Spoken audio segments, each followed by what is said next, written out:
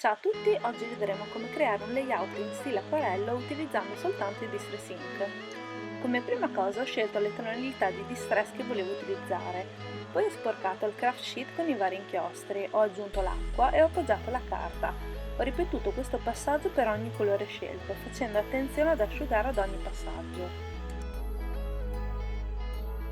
Essendo i Distress Ink a base d'acqua, asciugare ad ogni passaggio è fondamentale se si vuole differenziare bene i vari strati di colore.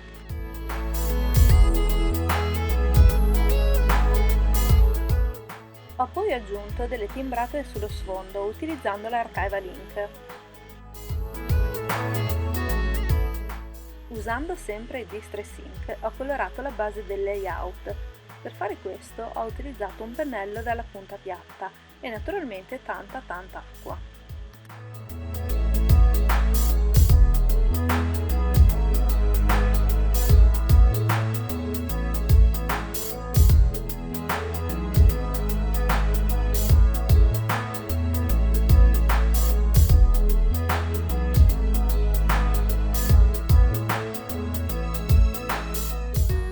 Sempre con l'Archival Ink ho aggiunto delle timbrate qua e là.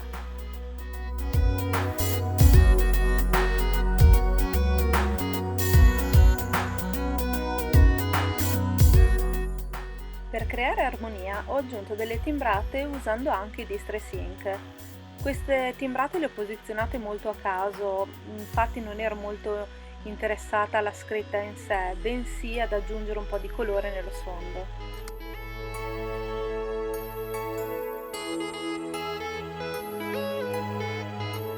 Per creare della texture ho utilizzato della modeling paste che ho aggiunto attraverso uno stencil.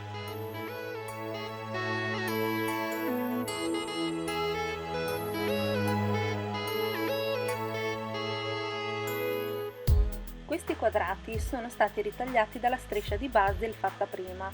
Li ho incollati allo sfondo utilizzando il biadesivo e inoltre mi sono ricordata di sporcare i bordi.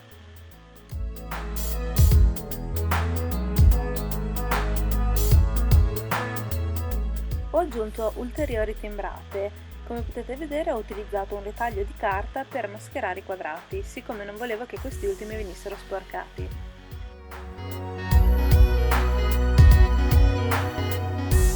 Ho scelto un altro Distress Ink per creare un po' di contrasto e con un pennello dalla punta tonda ho aggiunto il colore qua e là. Come avete visto ho ovviamente aggiunto dell'acqua per poter creare l'effetto acquarello.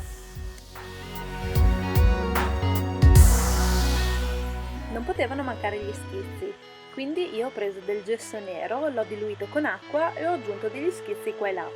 Se voi non avete il gesso nero potete utilizzare anche un acrilico oppure anche lo stesso Distress Ink nero. Utilizzando la penna gel nera ho tracciato delle righe.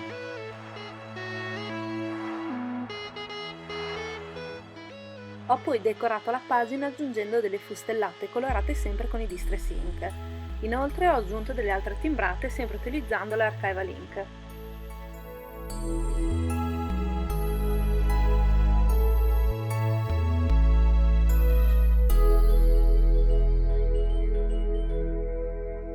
A volte può capitare che quando si timbra non si ottiene una timbrata perfetta.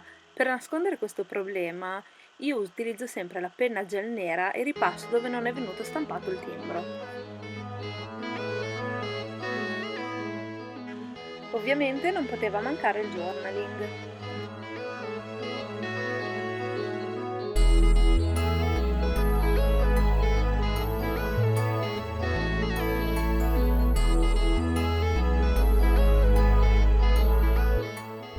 E questo è il mio layout. Nella descrizione sotto al video troverete la lista dei materiali che ho utilizzato.